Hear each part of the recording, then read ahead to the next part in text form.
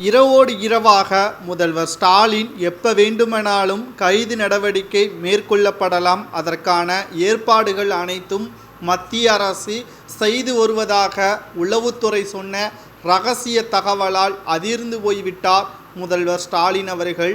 ஆட்சி அமைத்து 3 ஆண்டுகளில் பல்வேறு விதமான விமர்சனங்களும், 3 ஆண்டுகளில் தமிழக மக்கள் மிக மோசமான நிலைமையிலும் தள்ளப்பட்டு இருப்பதை யாராலும் மாற்ற முடியாது.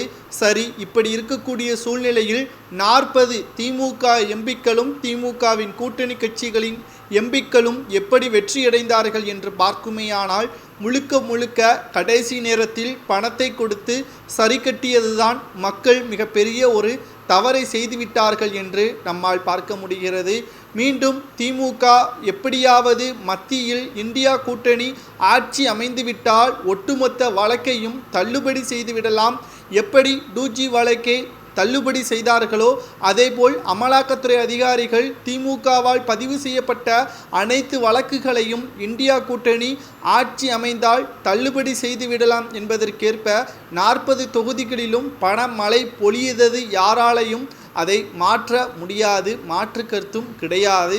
சரி, இரவோடு இரவாக எப்படி ஸ்டாலின் அவர்களது கைது நடவடிக்கை மேற்கொள்ளப்படும், எதை வைத்து கூறுகிறீர்கள் என்று நீங்கள் கேட்கலாம்.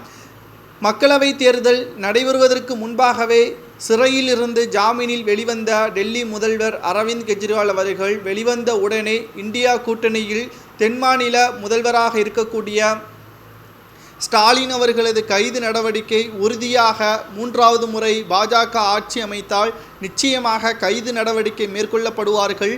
அந்த கைது நடவடிக்கையில் ஸ்டாலின் அவர்கள் சிறையில் இருந்து வெளிவர முடியாத நிலை ஏற்படும் என்றும், செந்தில் பாலாஜி அவர்கள் எப்படி சிறையில் இருக்கிறாரோ அதேபோல்தான் இந்த சிறைச்சாலையில் செந்தில் பாலாஜி அவர்களை விட மிக மோசமான நிலையில் சிறையில் அடைக்கப்படுவார் என்றும் அரவிந்த் கெஜ்ரிவால் தெரிவித்திருந்தார். 3வது முறை அவர் சொன்னபடியே மத்தியில் மோடி அவர்களது ஆட்சி அமைந்துவிட்டது. கிட்டத்தட்ட ஒட்டுமொத்தமாக திமுகவே மிக பெரிய அளவில் பதற்றத்தில் இருக்கிறது. 40 தொகுதிகளில் வெற்றியடைந்துவிட்டும் மிகப்பெரிய ஒரு இழப்பாகத்தான் இது பார்க்க முடிகிறது. மக்களவையில் மக்களுக்கு ஏற்ப தமிழக தொகுதிகளில் வெற்றியடைந்த திமுகவும் திமுகவின் கூட்டணி கட்சிகளும் விவாதங்களை நடத்தாமல் அங்கு உள்ள கேண்டீனில் பாதி விலையில் கிடைக்கின்ற போண்டா பஜ்ஜிகளை சாப்பிட்டுவிட்டு எதிர்க்கட்சியினராக இருந்து கொண்டு மோடி அவர்கள் பேசும் பொழுது கூச்சலிடுவது கேமராவில் அப்படியே பதிவு செய்யப்பட்டிருப்பதையும் நம்மால் பார்க்க முடிகிறது.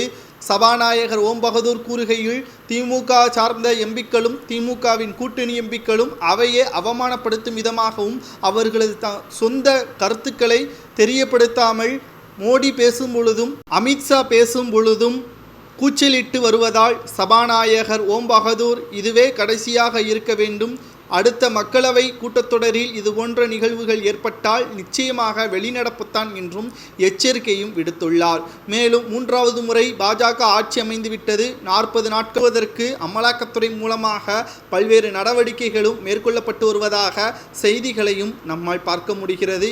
எப்ப வேண்டுமானாலும் கைது நடவடிக்கை மேற்கொள்ளலாம் என்பதால் துணை முதல்வரை எப்படியாவது உதயநிதி ஸ்டாலின் அவர்களை பொறுப்பேற்க வைக்க வேண்டும் என்று ஸ்டாலின் அவர்கள் தற்பொழுது தீவிர ஆலோசனை நடத்தி வருவதாக செய்திகளையும் நம்மால் பார்க்க முடிகிறது.